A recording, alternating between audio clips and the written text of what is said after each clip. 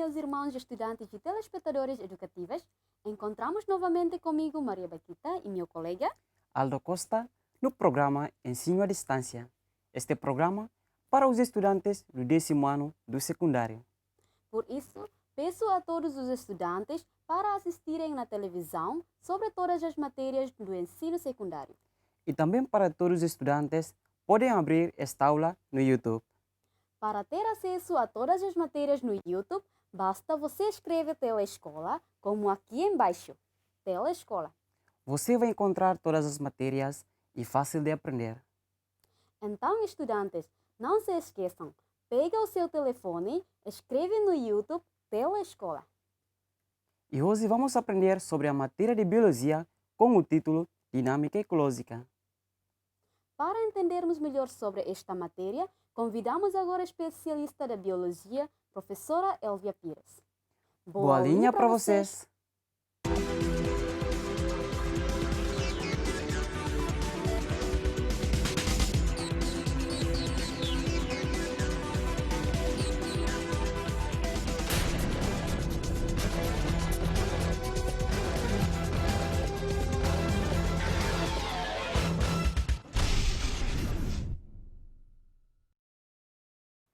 Meus estudantes e telespectadores, mais uma aula de Biologia.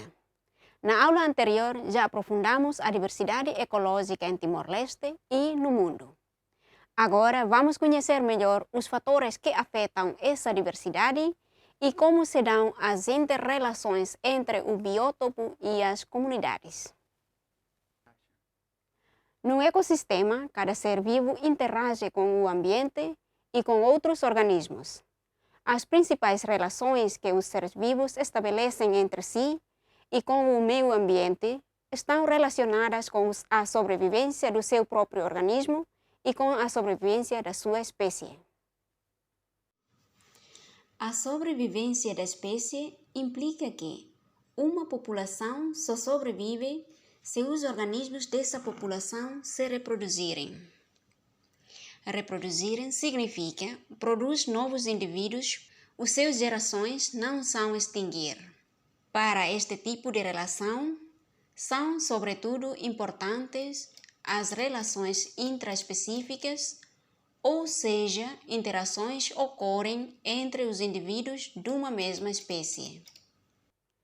A capacidade de reprodução de uma espécie pode variar com o tempo, quer em termos sazonais ou amadurecer, quer em função da idade dos indivíduos, sendo, portanto, influenciada por componentes abióticas e bióticas. Meus alunos, vocês já aprenderam no ensino básico sobre fatores bióticos e abióticos. Os componentes bióticos são compostos por seres vivos, como animais, plantas, incluindo seres humanos. Entretanto, o componente abiótico, composto por seres não vivos.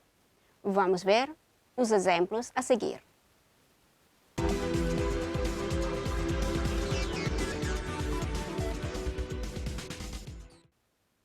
As ações que asseguram a sobrevivência de um organismo ou de uma espécie determinam o nicho ecológico desses seres. O conceito de nicho ecológico engloba todas as atividades em que a população está envolvida no seu habitat. Por exemplo, como se alimenta, a que outros seres serve de alimento, onde se abriga, como se reproduz, quais os seus inimigos naturais, que outros seres ameaça, como influencia o ambiente, entre outros aspectos possíveis. Para ter mais o conhecimento sobre os exemplos de nicho ecológico, vamos ver outros exemplos a seguir. Papagaio de cara roxa vivem em casais, alimentam-se frutas, sementes e flores. Modo de reprodução: fêmea coloca geralmente entre 2 a 4 ovos e a incubação dura cerca de 26 dias, nascendo no máximo 3 filhotes que são alimentados pelos pais até saírem do ninho. Tartaruga de pente. O seu habitat é avistada em recifes de coral e águas costeiras rasas, como estuários e lagoas, mas o mar aberto é a sua casa na fase adulta. Alimentam-se algas, polvos, lulas, caranguejos, lagostas e folhas de mangue. Pode então concluir-se que o mesmo habitat pode ser ocupado por várias espécies com nichos ecológicos diferentes. Porém, será impossível que duas espécies ocupem o mesmo nicho ecológico no mesmo habitat. Agora vamos ver os componentes abióticos e seus efeitos. A composição da atmosfera e do solo, bem como a temperatura, a luminosidade e a umidade ou água disponível, são aspectos abióticos muito importantes para a sobrevivência dos seres vivos, determinando a biodiversidade que existe em cada local da Terra. A temperatura influencia o tipo de vegetação, os animais e os demais seres vivos que vivem num habitat. Outro exemplo é que, no local como Ermera, Ainaro, Same e Aileu, as temperaturas são baixas e precipitação moderada servem para plantar cafés. Entretanto, no município como Dili, não servem de plantar os cafés baseado ao seu clima. Podemos também ver que, no local onde a temperatura pode atingir valores muito elevados, acima de 50 graus Celsius de dia, determinando que a biodiversidade seja muito pobre, pois são poucas as espécies que toleram estas temperaturas. A luz solar é a fonte de energia usada por produtores como plantas, algas e algumas bactérias para produzirem o seu próprio alimento. Por isso, muitos destes seres movem-se ou fazem-se crescer os seus órgãos em direção à luz.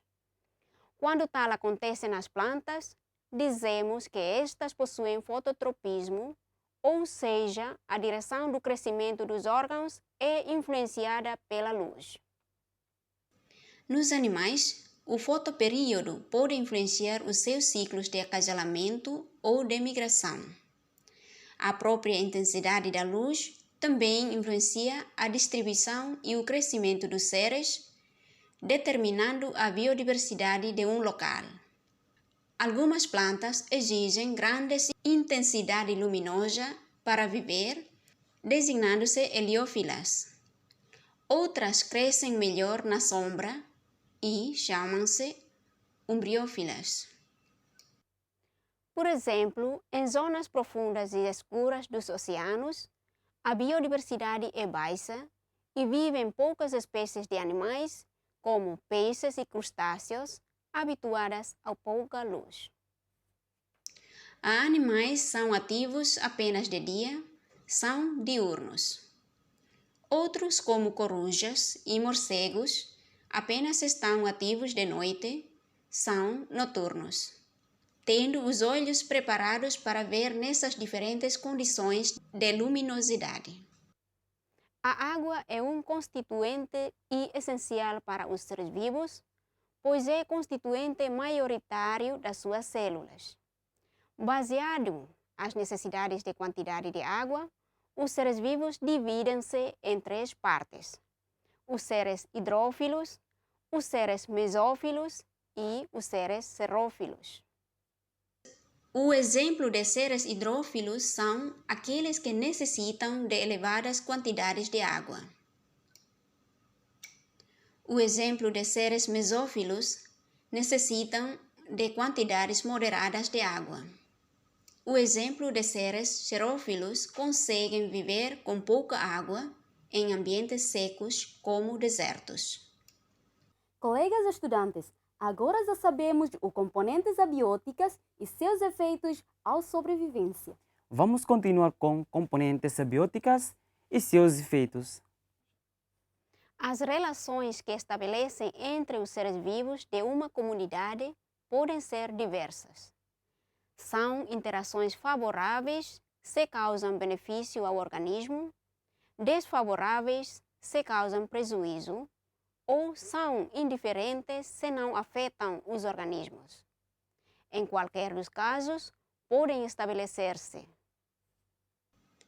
relações intraespecíficas entre organismos da mesma espécie, interespecíficas com seres de espécies diferentes. Os exemplos de relações que estabelecem entre os seres vivos são competição, predação, comensalismo, mutualismo e parasitismo. A competição também é uma relação prejudicial para ambas as espécies ou seres envolvidos, podendo ter origem na disputa de alimento-território ou parceiro para acasalamento. Para melhorar os vossos conhecimentos, vamos ver um curto vídeo sobre competição.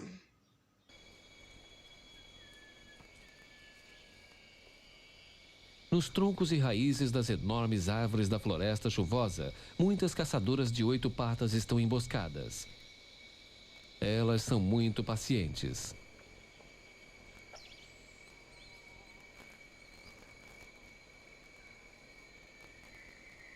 Mas a víbora indentada não é. Não esta noite. Utilizando as cavidades especiais perto dos olhos, ela capta sinais infravermelhos, o calor do corpo de animais próximos. Mas isto pode ser mais do que desejava.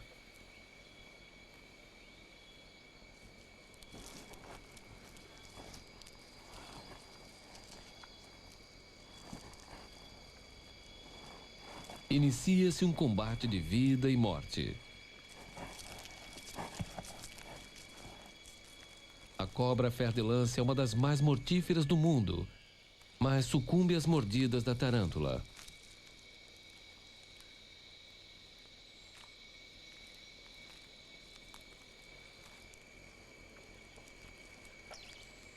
Leva vários minutos para as substâncias paralisantes fazerem total efeito, mas a luta já está definida. A tarântula salmão brasileira movimenta suas mandíbulas para cima e para baixo, para ajudar a dissolver e amaciar a carne. Em seguida, os sucos gástricos começam a escorrer dos aguilhões.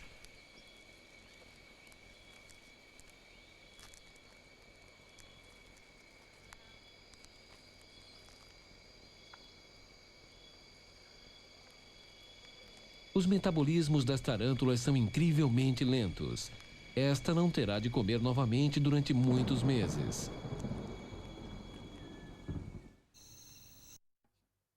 Meus estudantes, vocês já assistiram o curto vídeo sobre a competição? Espero que vocês compreenderam bem. Agora, vamos ver sobre a predação. É o ato de um animal capturar outro para alimentar-se. O predador e a presa pertencem a espécies diferentes. Os predadores são geralmente maiores e menos numerosos que suas presas, sendo exemplificados pelos animais carnívoros. As duas populações de predadores e presas geralmente não se extinguem e nem entram em superpopulação, permanecendo em equilíbrio no ecossistema. O comensalismo é um tipo de relação biótica em que apenas um dos seres vivos tem benefícios, o comensal, sem prejudicar o outro.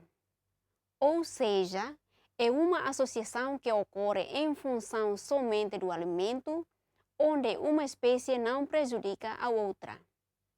A espécie beneficiada recebe o nome de comensal e se alimenta dos restos deixados pela espécie hospedeira. Para ter mais conhecimento sobre o comensalismo, vamos assistir um curto vídeo a seguir.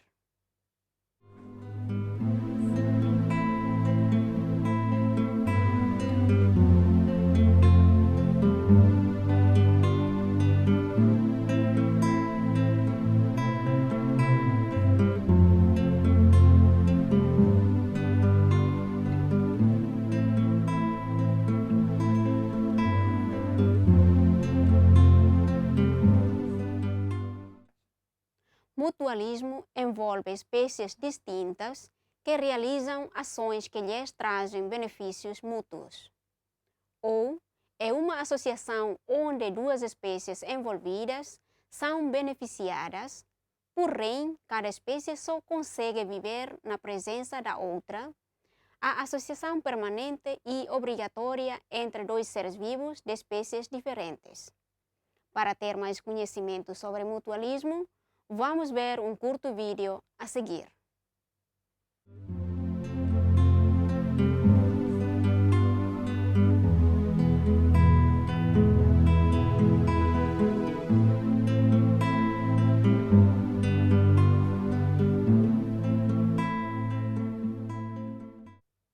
Parasitismo também ocorre uma relação alimentar, mas o parasita, que muitas vezes é menor do que o seu hospedeiro, podendo mesmo viver no seu interior, vai explorando e prejudicando sem o propósito de matar.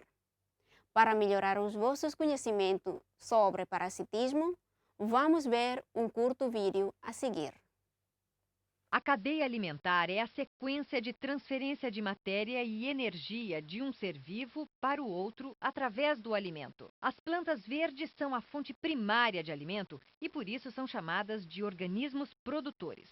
Elas absorvem compostos inorgânicos presentes na atmosfera e no solo e os transformam em compostos orgânicos no processo conhecido por fotossíntese. Os animais herbívoros se alimentam das plantas, são consumidores primários.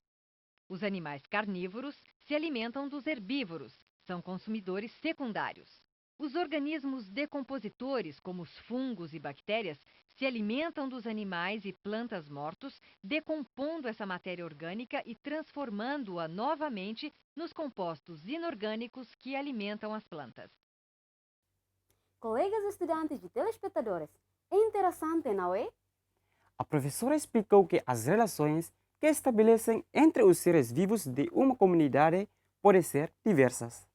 São interações favoráveis se causam benefício ao organismo, desfavoráveis se causam prejuízo. Agora, vamos continuar com a professora. Meus alunos e telespectadores, conseguiram entender a minha explicação? Espero que vocês compreenderam bem. E a seguir vamos continuar com o fluxo de matéria e de energia.